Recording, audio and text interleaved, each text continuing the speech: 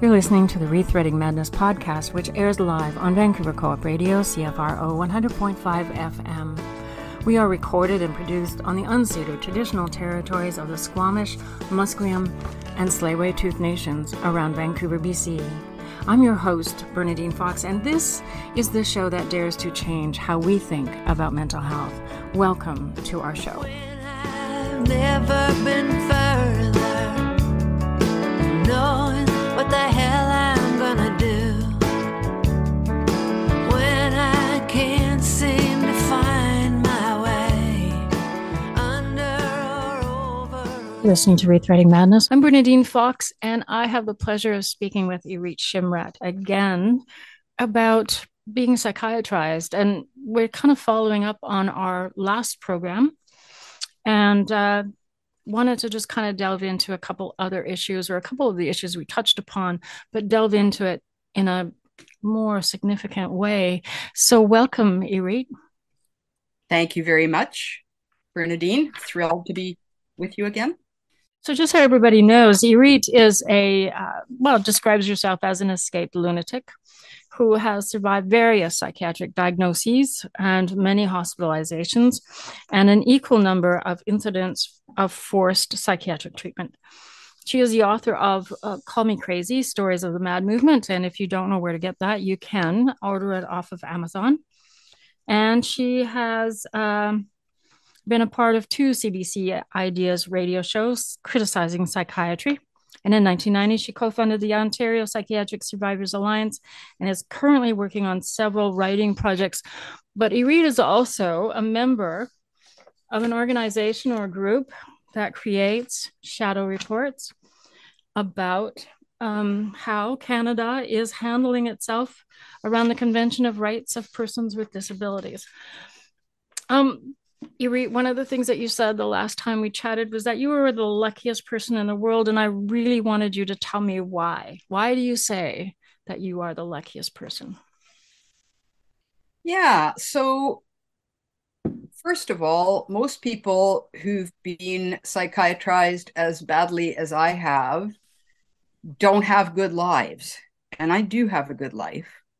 And in fact, I have a good life as a result of having survived and escaped from psychiatry, because I ended up focusing my life on the fight against the horrible thing that I see psychiatry as being. And so as a result of the worst stuff that ever happened to me, which is psychiatric lockup, forced drugging, and everything that comes with that, I've written a book, which was the most dear thing to my heart to ever do all my life, ever since I, could read and write. And I've founded and run a provincial organization, Ontario Psychiatric Survivors Alliance. I've presented these 2 CBC Ideas radio shows, and the lows in my life are way more than made up for by the highs. I've had all these fantastic experiences and being a keynote speaker at conferences, and got to run around being a big shot. And more than all of that, I've made the most incredible friends I'd never have met if I'd never gotten locked up and tortured. So I just want to pay attention to that word, because you just said locked up and tortured. And I think people still have this idea that if you go to the psych ward, it's a holiday. It's like getting a break, and just taking the pressure off. Somebody's there to take care of you. You get to lie around in bed. You get to just sort of think things through, like it's some kind of retreat or something. But so I just want to really not let that go by, that what you experienced was being locked up and tortured.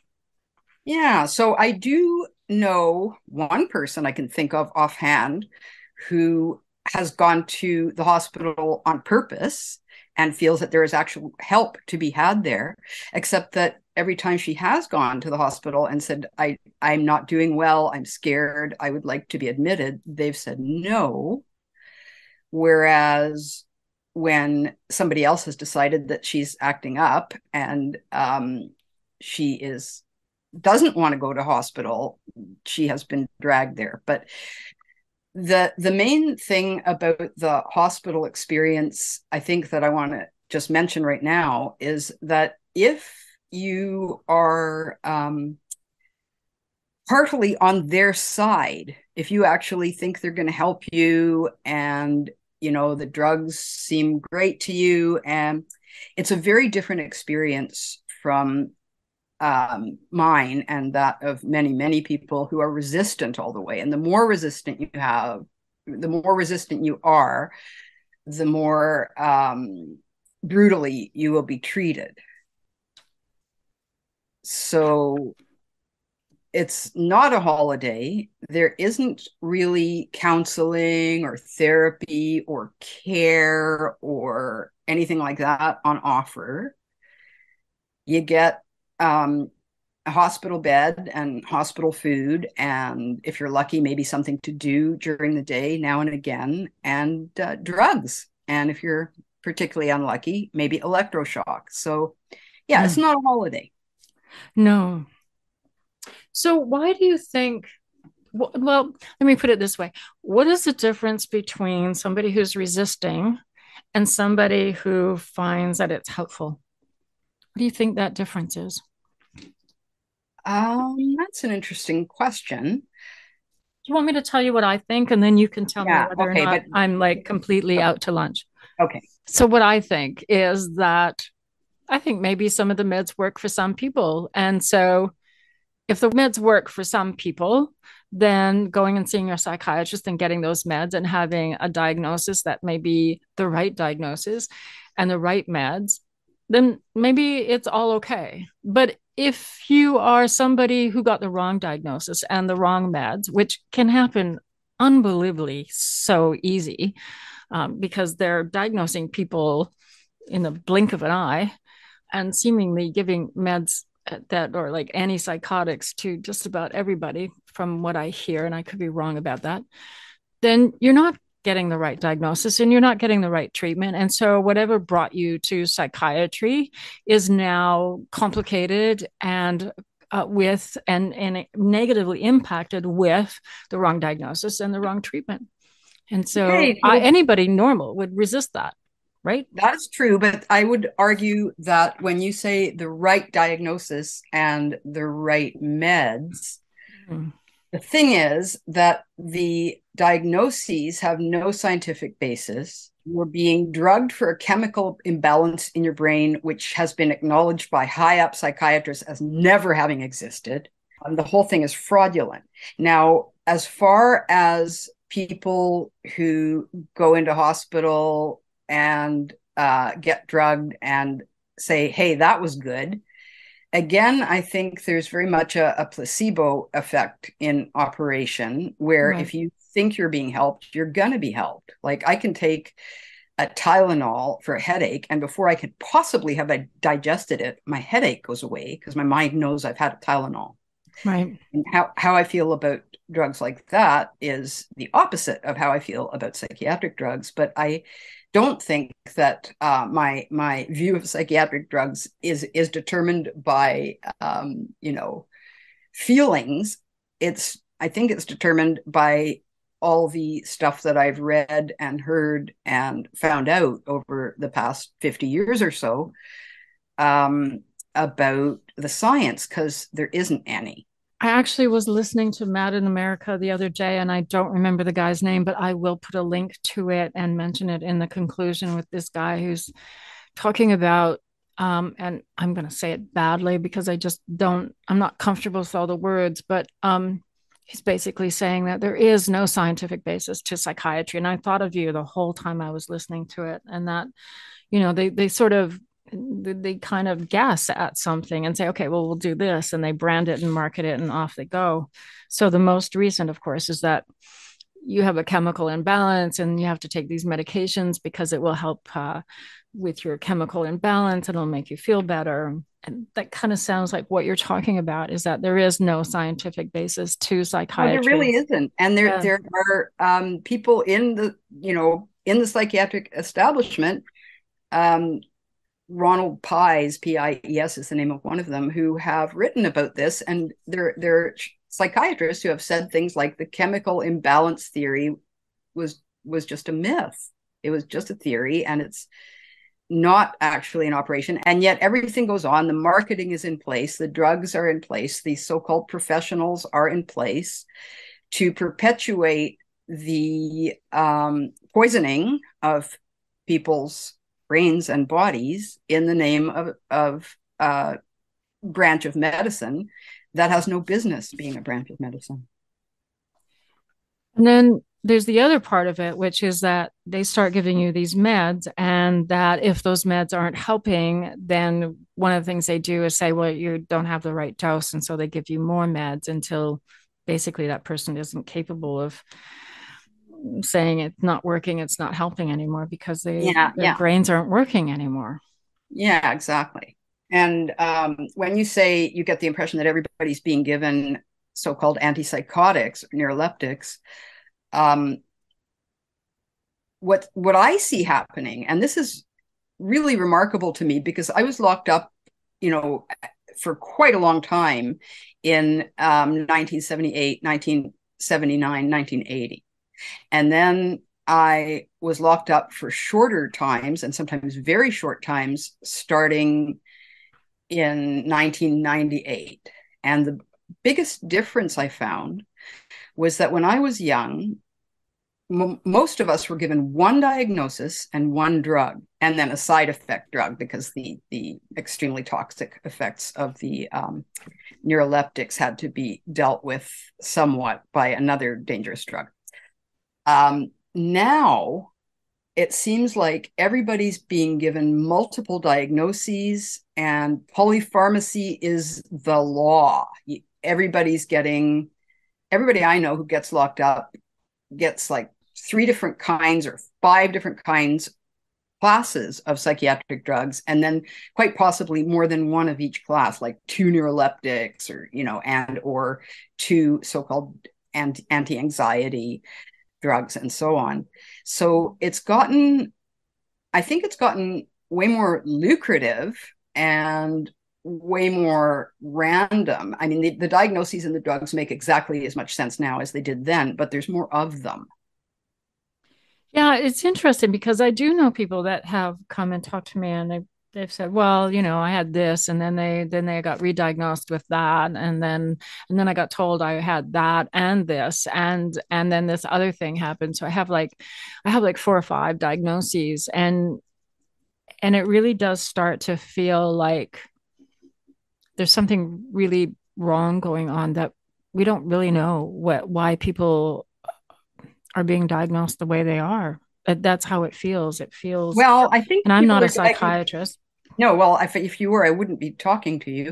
But I think that I've had people come and talk to me and say that they had one diagnosis, and then a year later they were told no, they don't have that, but they'd already been on a medication for that, which had serious side effects. And so they were taken off that medication, given another diagnosis, and then put on another medication, and then given another diagnosis on top of that, one that they had, and given a medication for that as well. And so they end up, having 3 or 4 diagnoses, like they are, and I mean, we can debate whether or not the diagnoses are even real, but they are ending up with things like having, I have, generalized anxiety disorder, and I have borderline personality disorder, and I have schizoaffective disorder, and I have dissociative, it just kind of goes on. They've been given this hodgepodge. So you end up with human beings who believe that they have this disease, and they have that disease, and they have the other disease, and they're taking this medication for that disease, and so on and so on. And that brings me to the main thing that I feel like I didn't get around to talking with you about last time, which is that the whole industry of putting troubles that are political and social and emotional in origin into the category of disease and illness and treatment and medicine, pathologizing people's problems, apart from the fact that you then end up with a lot of actual sick people because you're poisoning them, Mm-hmm. and apart from the fact that you then end up with a lot of horribly unhappy, deeply unfulfilled people who kind of don't have real lives, you're also, by the very existence of the whole therapy, social work, psychiatry, pharmaceutical, industrial complex, you're negating what actually causes problems in the world and in people's lives and in people's minds, which is things that actually happen. Right. You're keeping people from getting together and organizing and talking and raising their consciousness and figuring out what's going on and then doing something about it.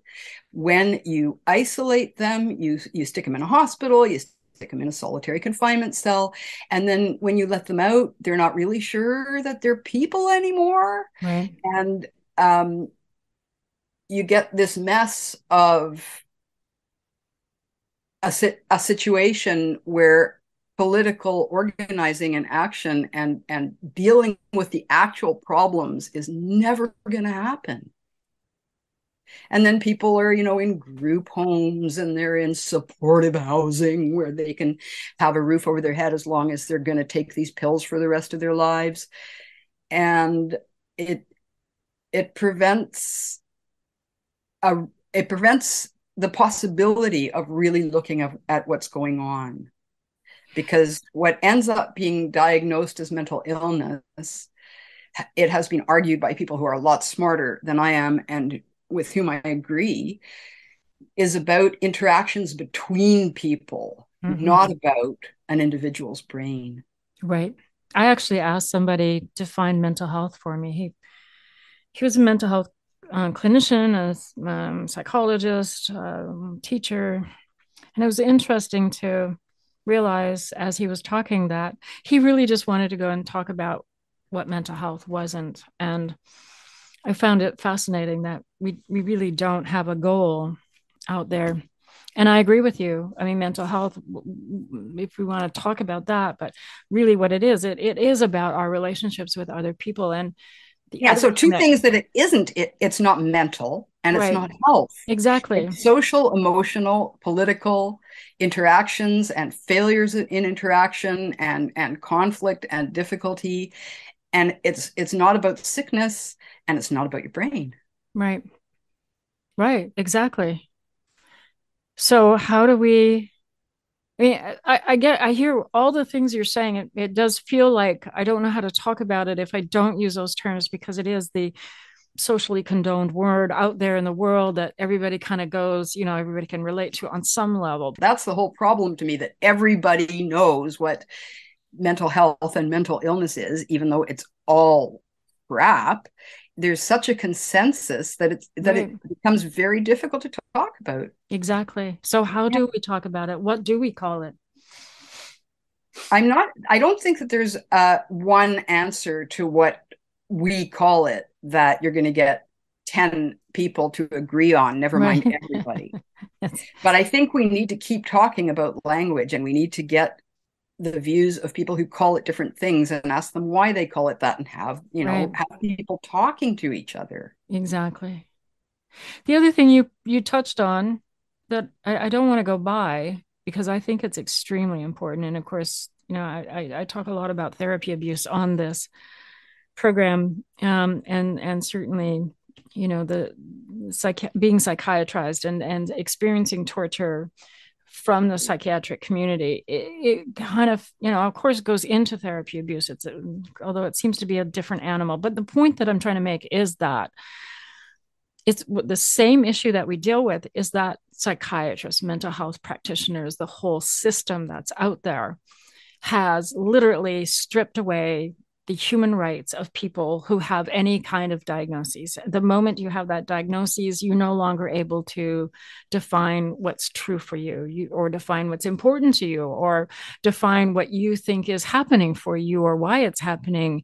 We have these professionals out there who step in on our behalf, and I say that with big, huge quotes, to define for us what we need, what's going to help, what we need to do. And in the process of that, we lose our voice. And then once we've lost our voice and they are given this position of power, there is no oversight.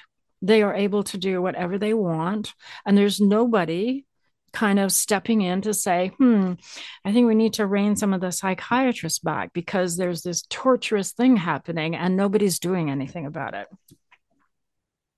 Yeah, there's all that. But you see, when you say therapy abuse, what immediately goes through my mind is, to me, therapy is abuse.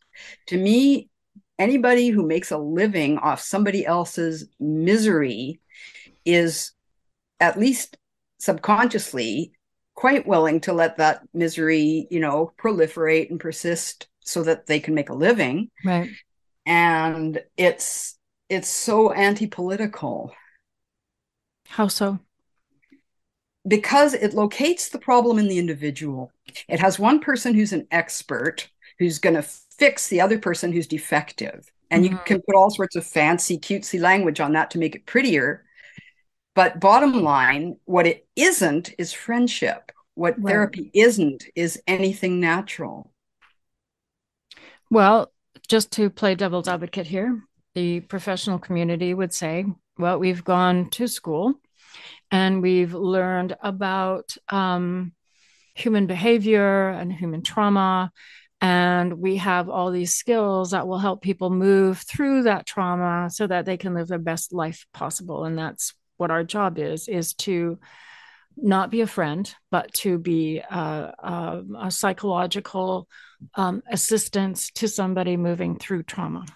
Okay. And to that I say, you've gone to school. What did you learn in school? I've actually talked to people who've taken psychology classes, and when they start talking about what they actually learned about human beings in psychology classes, I think, So first, the problem is you've gone to school. You've read these textbooks. You've been brainwashed into believing that this is how human beings' minds work. No, people aren't all the same as each other. This is one of the bottom line things that all of the helping professions, by definition, can never recognize. People are different from each other. Different things work for different people. Absolutely. I agree. The expertise that psychologists and counselors and therapists and blah, blah, blah have, I don't believe is expertise of any kind. I think that the basis of what they're learning is fraudulent. I think that if you look into how psychology experiments work, it's quite shocking. Psychology experiments? Yeah, the whole discipline of psychology is based on studies, and they take 17 college students and they decide that they ask them some questions and they do some stuff with them, and then they say this is how human beings work, and then they apply that. It's just ugly to me. Yeah, no, I agree. I don't think there's any expertise there. And another reason I'm outrageously lucky is that I don't have a therapist or a psychiatrist or a support group. I have friends. But the thing is that when you're psychiatrized, it makes it a lot harder to have friends because you learn to really hate yourself and you learn to really not trust people. And then you end up with a life that is peopled by those who are paid to fix you or look after you or care for you. And to me, the whole idea that someone is paid to care is revolting and paradoxical and unpleasant. Is it true and useful and right to think that there's something wrong with an individual and another individual or system can fix it?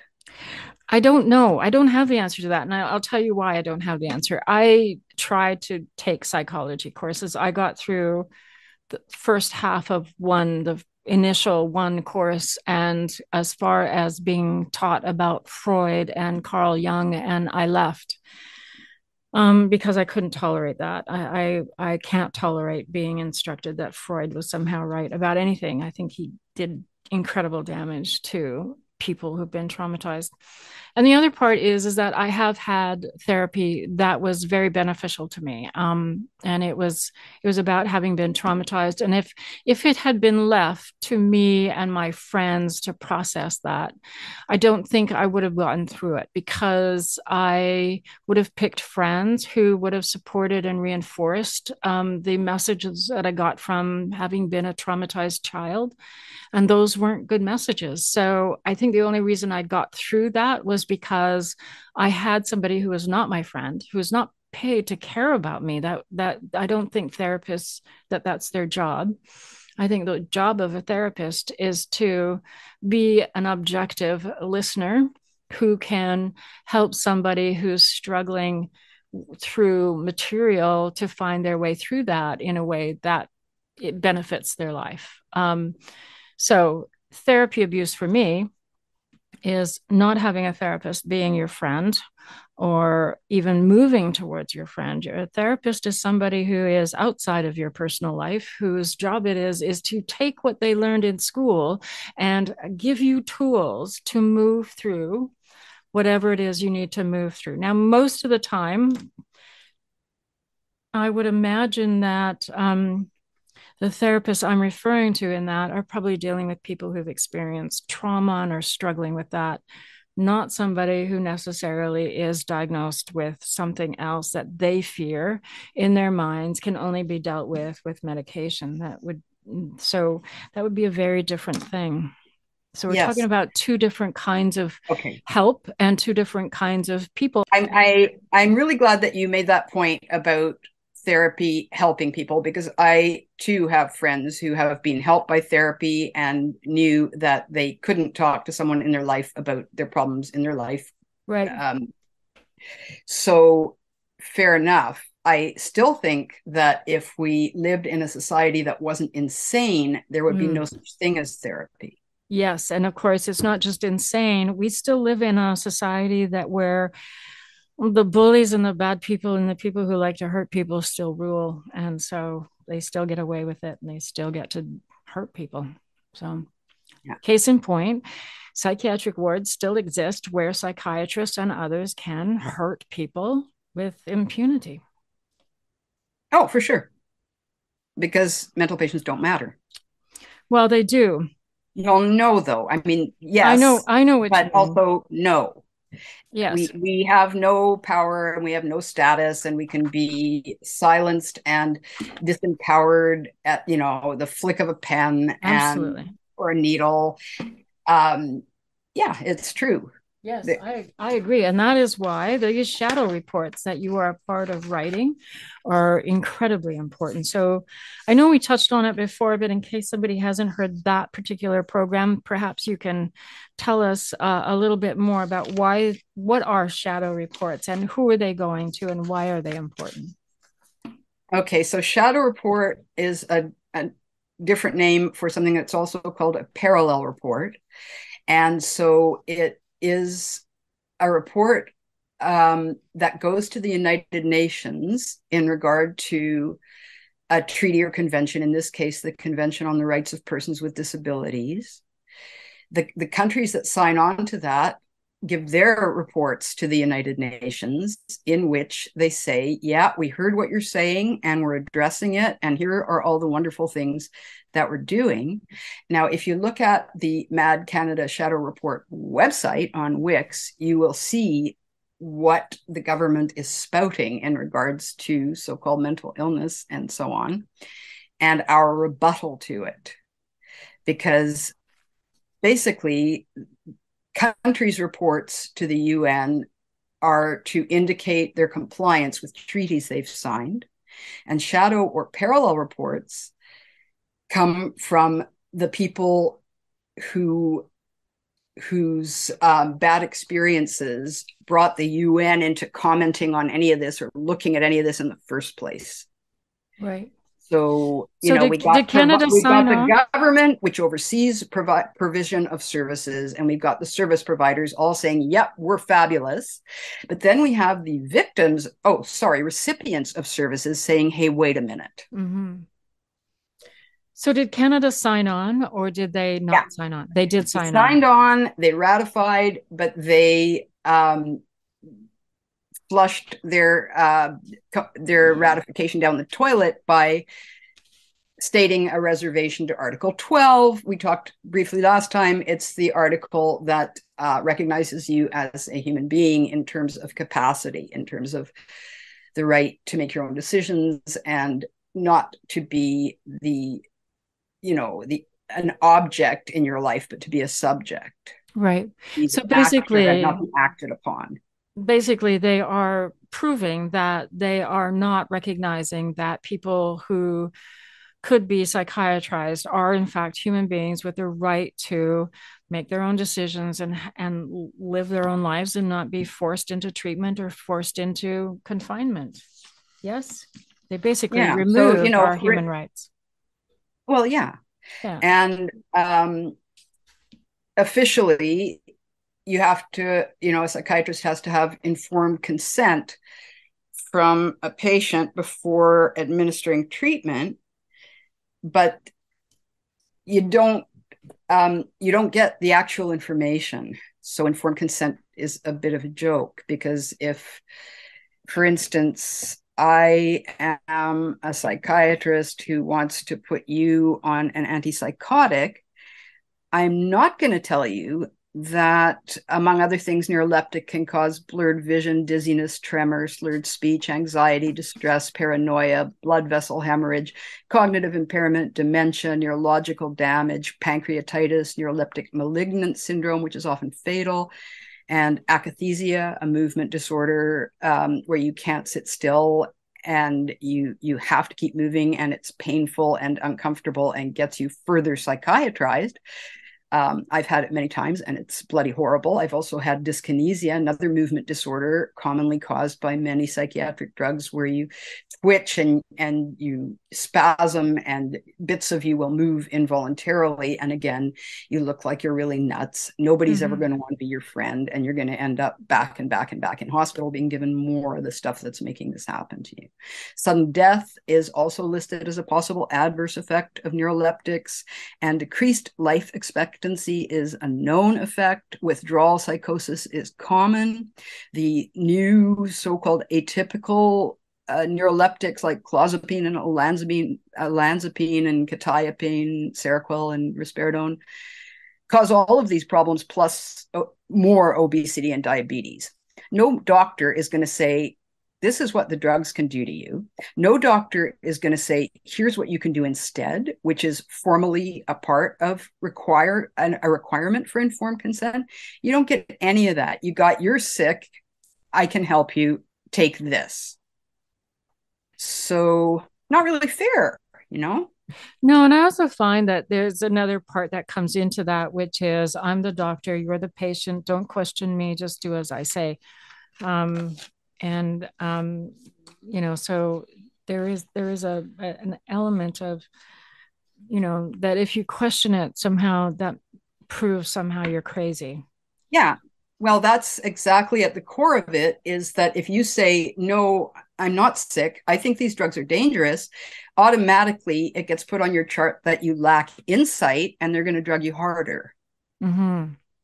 I want to say about the shadow report thing before I forget. Yes. That I'm sort of working on a new Mad Canada shadow report. We'd already submitted one on which my friend Eric did actually most of the work.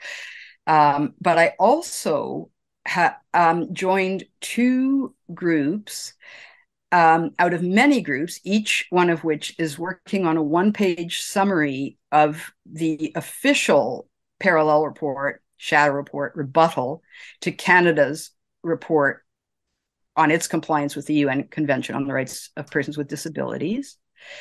The report to be compiled from these little one-page summaries each done by one small group of people is called the Joint Civil Society Parallel Report.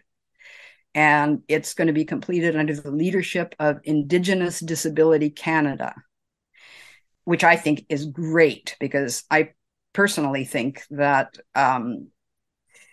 Indigenous people should be deciding what happens in Canada, but never mind, let's not go there.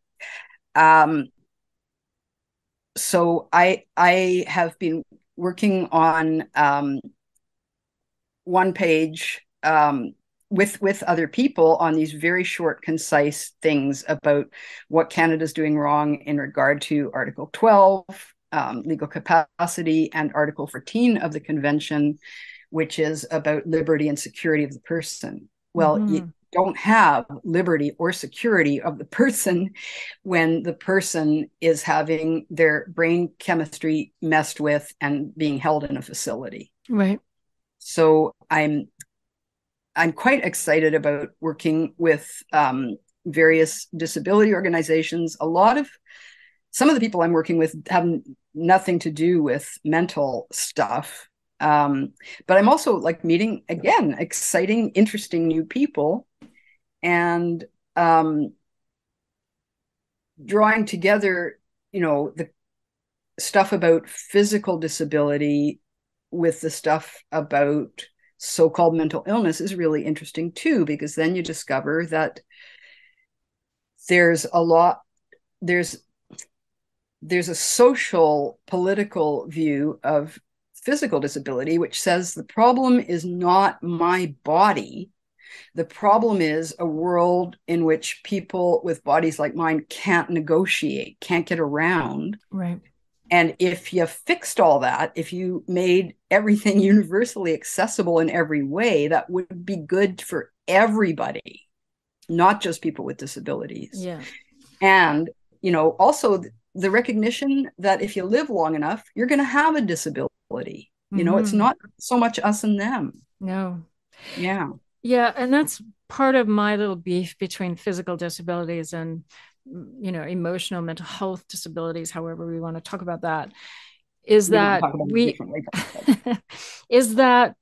we can look at somebody in a wheelchair and say, okay, your accessibility issues are these, and for the most part, people are working to address those accessibility issues, but they're not willing to do the same when it comes to people who are, having some form of mental disability, however that looks like. Like there isn't the same accessibility.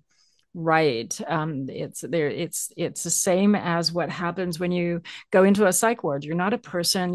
Nobody has to be concerned about what you want or how you're feeling or anything. And the same thing happens generally out in society, is that mental health.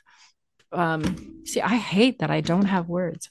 So when you say that, when you use that language, one of the things that is in my head is people labeled with psychiatric disabilities, or, people diagnosed with made up crap. But it's I know what you're saying about a visible disability is easier to get your mind around. And of course, there are all kinds of physical disabilities that aren't visible. And the people who suffer from those things also, have a hard time being accommodated. Well, except that they can say, hey, I'm deaf. So you can't see that I'm deaf, but I'm deaf, and I need you to be, help make this accessible for me. Yeah. Somebody who comes and says, there are other kinds of things that get labeled as disabilities that are not as clear cut. I get it. I'm just using that as an example to say the difference between that and somebody who says, okay, I have been diagnosed with paranoid schizophrenia, and I need to have some accessibility issues addressed. Okay, but what kind of accessibility issues are relevant to people who have been labeled with that ugly, ugly slur, schizophrenia, for instance? Well, I think these are really interesting things to be talking about. And I think that if you look at accommodations for people who are supposedly mentally ill, you can bring a benefit to anybody who's sensitive, anybody who looks at the world a bit differently from other people. There's a lot to be gained, I think, from just making the world as comfortable as possible for as many people as possible, and, asking questions rather than issuing edicts, asking people what they need and want, including people who've been labeled, and people who genuinely have a screwed up brain because of decades of drugging and so on. I agree. I agree. Asking is wonderful. The problem is getting to the point where people feel comfortable to ask. And I don't think we're there yet. I Well, think no, that, I mean, we're the way things are going, it could be many centuries before we yes, get anything sensible on I this. know. That's the lousy part about all this. And That's one of them. so I just, I mean, even if somebody is anxious, has some anxiety about living in the world and going to work, having their anxiety issues addressed as an accessibility or a disability issue is almost Hey, unheard of. okay, but listen, Mm, when you say someone has anxiety, and I have friends who talk about themselves that way, mm-hmm, it's like having a condition. I would argue that everything about the way our world works is a driver of anxiety. I mm, think, anxiety and grief and fear and rage are generated by the inequalities in society and mm-hmm. by the so many things that are horrible about the world people have uh, created.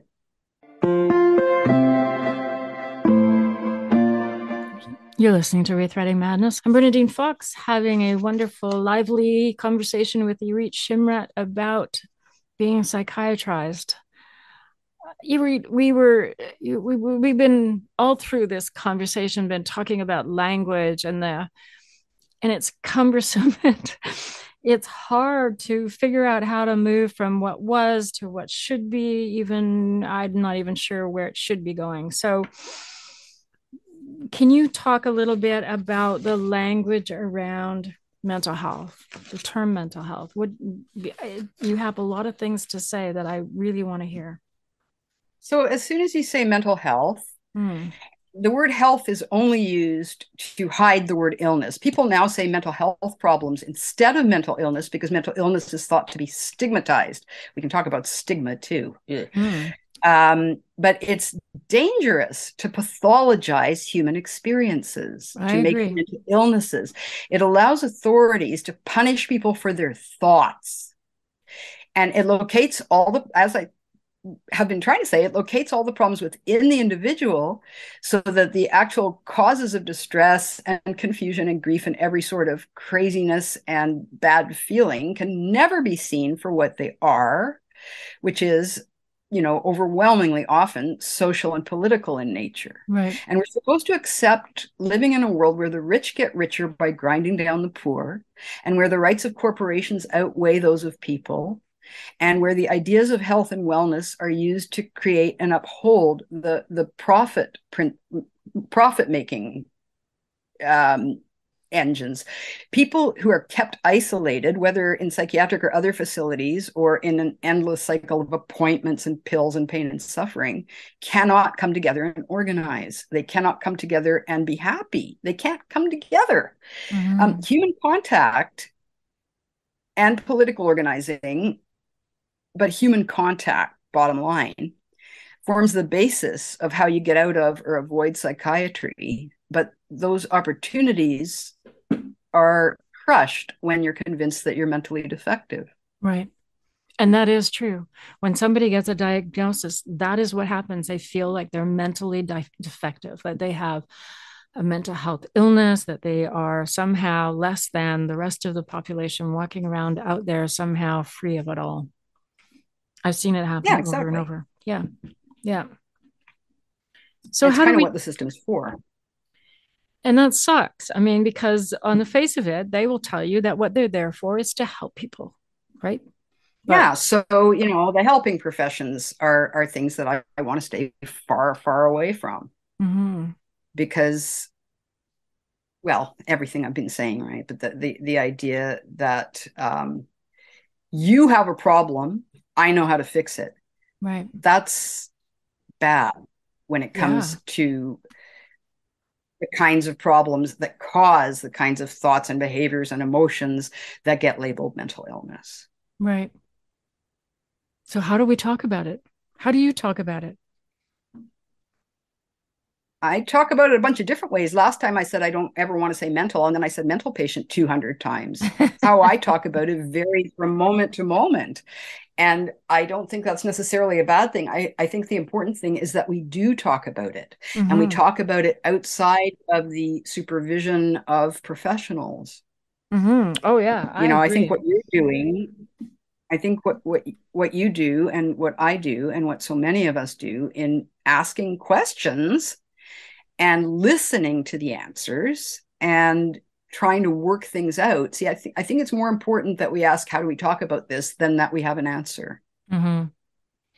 It is true. Although I will tell you that I've had people react very strongly to the term mental health consumer. I understand that. But when I ask people, well, what would you like me to use? I often there is no answer. And I wonder, it makes me wonder, and I think probably more than anybody you will get this. I think we're talking about it from the wrong angle. We're being given the parameters of which to talk about it, but the parameters come from the people who are causing the problem to begin with. And that Mm-hmm, maybe we need to shake that and come at it mm-hmm. from a completely different angle to talk about and come up with our own word. Um, But that listen, not one word, to come up with our own 90 words or 20,000 words, yeah, but keep exactly. talking about them, because there's Yes, never going to be a word that we all accept. right. Yes, And as soon as you recognize that people are different from each other, you're already part way to making things better. right. Yes, and of course, the difference is what makes us profoundly important, in each other's lives. It's not our sameness; it's the ways in which we interact, and it's the messiness, it's the blending, and the places we come apart, and I mean, all of that is so incredibly important in our relationships. So you're right, Mm-hmm. more than one word. Um, I think that that's very valuable. Thanks.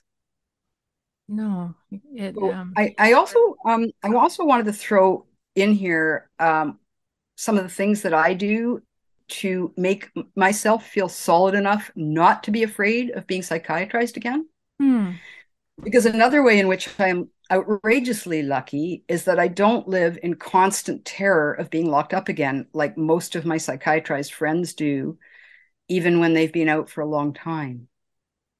can you explain that to And people? Can you describe it? Because I am sure people listening have no idea because they've never been locked up. So what does that fear look like? What is that? And I realize that it's not you, you're talking about other people, but what does that look like? I had that fear when, in times when I was locked up a lot. Once you've been psychiatrized by force, you you feel like you have to a lot you I used to feel, and a lot of my friends feel, like they have to watch themselves all the time. You have to never say anything unusual or look unusual. You have to meet your family's and your job's expectations precisely. You have to be more perfect than perfect. Um, I think you mentioned because before that you my, couldn't be happy. well, yeah, there's Yeah, that problem of, uh-oh, I'm really, really happy right now. right, That must mean there's something wrong with me, or right. that must mean somebody's soon going to decide that there's something wrong with me. But there's also grieving and raging and things that people naturally do. Mental patients are afraid to do them because they've been punished for them before by psychiatry, and so Mm-hmm. you live in fear of that punishment. It's a kind of abuser abused situation. Mm-hmm. But you don't feel that fear. So what makes it different for you? What have you, Okay, where have you gotten so to?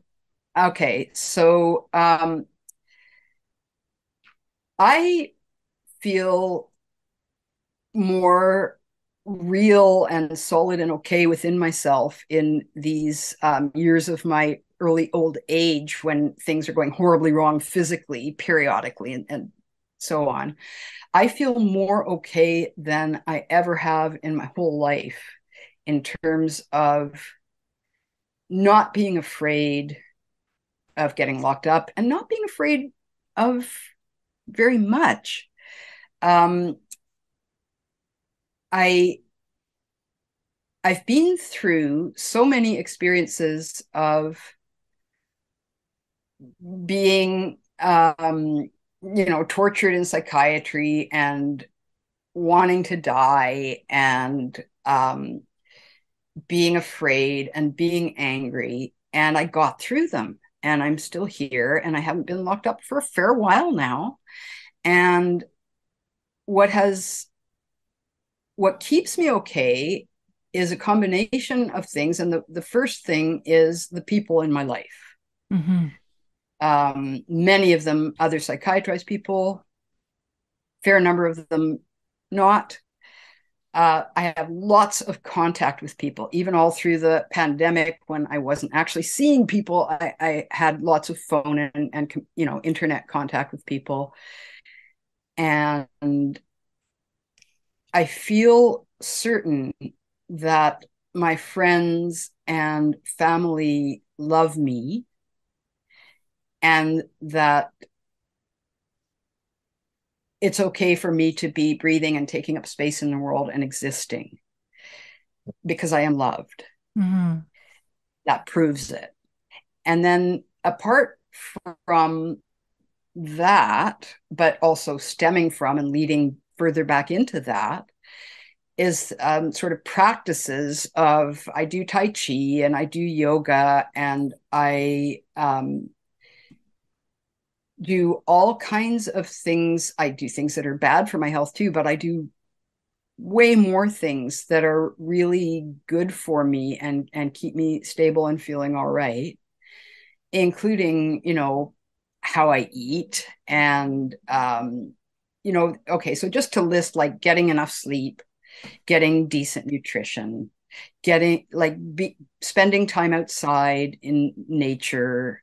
Even if you live in a city, I go to parks whenever I can get outside, and movement, exercise, all of the different wonderful things, in my case, Tai Chi and yoga and something called Feldenkrais, a movement discipline.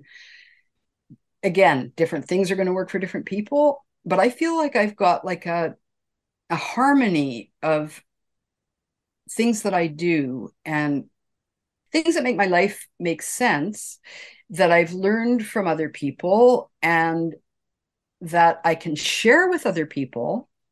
And the main reason I'm all right is that I am able to be of use to people. Contrary to what I have been led to believe, that I am in need of services and help and drugs and hospitals and of no use to anyone and just a burden on everyone I know. I have been so lucky as to live a life where I know I am often helping people, and they're helping me. I'm not their therapist or anything. So much beauty. There's so much beauty in the world, and there's so much beauty that can happen between people when we feel like we are fully human beings. Mm-hmm. And when we know that some of the things that got us labeled crazy are some of the best things about us. Mm-hmm. I just want to say that as I was listening to you list all of those things about what you do that makes you not afraid, you said all of those things are things everyone does that improves the quality of their life. It's not about being psychiatrized. Everything that you mentioned is something that people do that improves the quality of their life. So yeah, and if more people did more of those things, fewer people would fall into psychiatry. Yeah, I think that that's probably true. I agree that that's probably true. So can I just I don't know how this works, but I also want to make sure that listeners might check out mindfreedom.org and madinamerica.com and the Mad Canada Shadow Report site. There's also something called Madness Canada, and there's also a different thing called Mad in Canada. There are lots of nifty resources, and I can email you a list of them. And yes, please do. And I will make sure that that is on our website that people can go to and access, and also your book.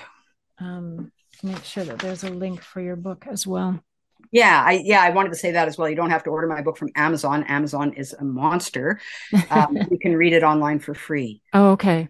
So send us a link on where to download it for free. Thank you. That's wonderful. Okay. We need to stop, Irit. Thank you. This has been a wonderful conversation. I'm so glad. This is exactly the kind of conversation I like having, where, we're basically two people chatting about something that's extremely important, and in the process of doing that, sharing with other people important information. And that's exactly what you've done. It's all about. Today. Thank you. Yeah. Thank you. Excellent. And that's our show. Irit Shimrat is one of many people who critique psychiatry. You can find more of them by searching for psychiatric survivors, and check out our website for the resources that Irit mentioned: Mind Freedom, Mad in America, Madness in Canada, Mad in Canada, the publication Our Voice, which you can subscribe to, and you can keep up with the shadow reports regarding the Convention on the Rights of Persons with Disabilities by following the link on our website as well. Irit's book is called Call Me Crazy, and as she mentioned, you can get it for free by downloading it off her website. The link for this will also be on our website, all under resources. The person I mentioned but couldn't recall his name is Owen Woolley, and his book is called Psychiatrist's Cycle of Ignorance and Reinvention. All of these resources are included on our website, www.rethreadingmadness.ca. My thanks to guest Irit Shimrat, escaped lunatic who writes, edits, advocates, and agitates for the right of all people to be free from psychiatry. Happy to give her space to agitate here on Rethreading Madness. Irit and I did not resolve the issue of language around how we talk about what she doesn't like to call mental health, but social, political, emotional interactions and failure in those interactions. It is not about sickness or our brains. However, what Irit did say, and I concur is important, is the discourse that we have around language itself. So let's make sure we keep talking about it until we have settled on language that is ours. Rethreading Madness airs Tuesdays at 5 p.m. on CFRO 100.5 FM and on CJUM 101.5 FM on Mondays at 9 a.m. Or you can continue to download the podcast and listen at your convenience. My thanks to Sherry Ulrich for the gift of her music. But most importantly, my thanks goes out to you for joining us today. Stay safe out there. I'm Bernadine Fox, and you've just listened to Rethreading Madness, the podcast that dares to change how we think about mental health. We air live on Vancouver Co-op Radio, CFRO 100.5 FM, every Tuesday at 5 p.m. or online at coopradio.org. If you have questions or feedback about this program or want to share your story or have something to say to us, we want to hear from you. You can reach us by email, rethreadingmadness@coopradio.org. If you enjoyed this show, subscribe so you don't miss the next episode.